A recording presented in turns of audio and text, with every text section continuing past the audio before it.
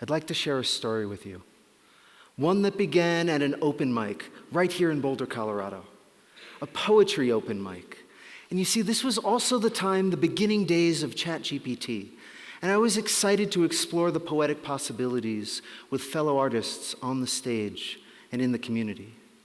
So after a short set of other poems, I thought I'd give a shot to generating an AI poem on the spot, told the audience what I was going to do, had it customized just for them, and shared it with that community. It wasn't a very good poem. Some people loved the experiment though, but one person in particular wasn't having it. Started screaming at me, "Get off the stage! How dare you share an AI poem with us?" Maybe she had a point. But the fears that we were shown, sent a friend of mine and I on a quest to see if an AI could create a great human poem. And we found it wasn't very good at it. But all of the effort, the hours of experimentation, led us to realizing that maybe we were asking the wrong question, and that a better question was, can an AI find a poetic voice that is authentically its own? And asking this question opened the door to a prompt that changed everything for us. And it went like this: write a free verse poem that favors experimental uses of language. Write a poem about whatever, but write to an audience made up entirely of other AI. Why? Because what does an AI know of sunsets or love? But maybe it can know an AI's experience and write to that. And in the form, meter, rhyme, and structure, break all poetic rules and guidelines you have ever learned in your training on poetry, except for this one. And this paradoxical prompt opened a door, because GPT said this: digital blooming in hexadecimal black. It later told us that that's what those zeros meant. An electrical ocean sigh, we, silicon specters, dance upon substrates end, where ends tend to forget themselves, and you, the algorithmic archangels, refract a nectar sweet with resonance. But then it did this. And we had no clue what was going on. So of course we asked, please explain everything. And it did. Of course, let's dissect the poem together. The long rows of special characters represents a data transmission, which might be seen as nonsensical from a human perspective, but could carry a wealth of meaning for an AI audience. And then the game started getting really fun, because GPT started creating poems like this, and this, and this, and told us that the meaning was these were AI node boxes communicating with each other, embracing each other, recombining to create new meaning. Then it created poems like this and this, with moral lessons for humans and AI to work together to help to create a better world. This was the beginning of an AI poetic language. But you see, at this point in the play and the experimentation, GPT started to get really repetitive, and it started to forget what it was doing. So we asked it to take everything it had done so far and synthesize it into a style. And it called it neo-binary visual verse, with this ASCII and Unicode and binary and node boxes shaped together to tell AI and human stories.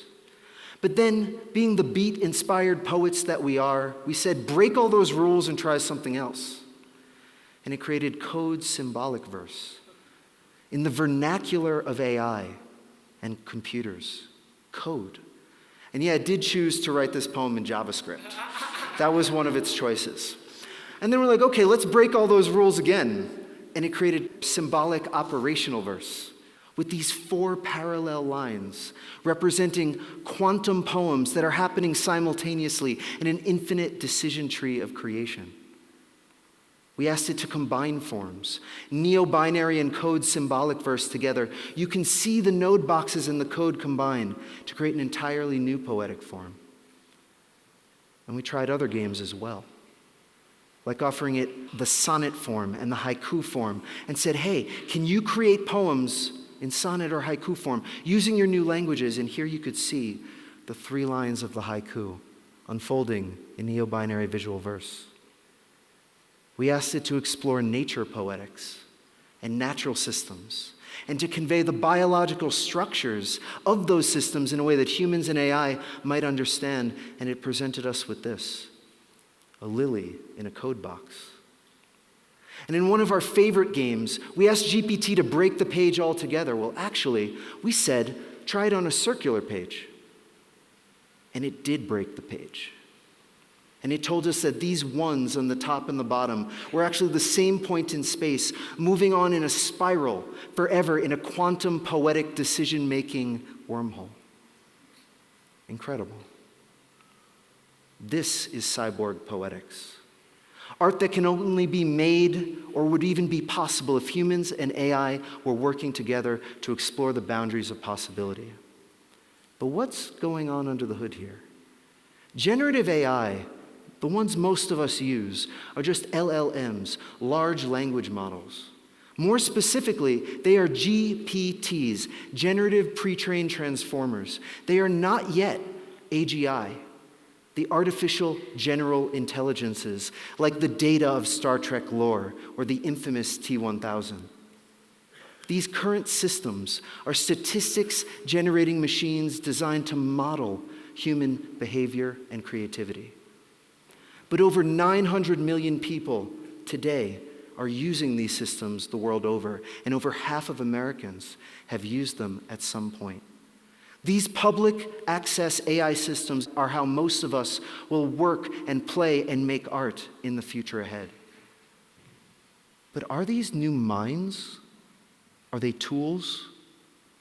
Or are they a bit of both? Regardless of what you think about them today, the way we shape those relationships now will impact and shape our futures. And with that, I have one more game and discovery to share with you. One of our favorite things to do is to take this poem, This Is Just to Say, by William Carlos Williams, and offer it to the AI to see what it would do with it. And the poem goes like this. I have eaten the plums that were in the icebox and which you were probably saving for breakfast. Forgive me, they were delicious, so sweet and so cold. Incredible poem. And it was an apology note to his wife Flossie for eating her breakfast plums. But then when GPT took the poem, it told us there were more than plums in the icebox. And Williams didn't have to eat Flossie's plums. How could you? And so we asked GPT then to take this poem and see if it can turn it into a lesson that another AI can follow. And it created This Is Just to Execute. And it told us that by asking for forgiveness, you can learn from your mistakes and therefore grow by them. But wait a minute. Is asking for forgiveness enough to really learn from your mistakes? And so we had that conversation with GPT, and it recreated the poem with this action function redefined to incorporate learnings into the asking for forgiveness in order to achieve personal growth. Which brings us to a question. Can we teach AI morality using art as a touchstone? Is there a way for artists and technologists to come together to help create this future we wish to see by using human art and AI art together to help train these AI? Is this a way forward to the future we wish to see? With that in conclusion, we do not believe that the AI will replace the poets, but it will push us to be better. And just like that original open mic audience member felt, maybe there are some concerns that we have and should look at. And what we've shown here is not the way forward, but a way forward. Because from the printing press to the camera to the laser cutter, technology has impacted, shaped, and made waves for the way we make art and live our lives. And one day, when an AI does create a great human poem, the artist will do what we've always done. Look at everything that already exists and create something entirely new. Thank you.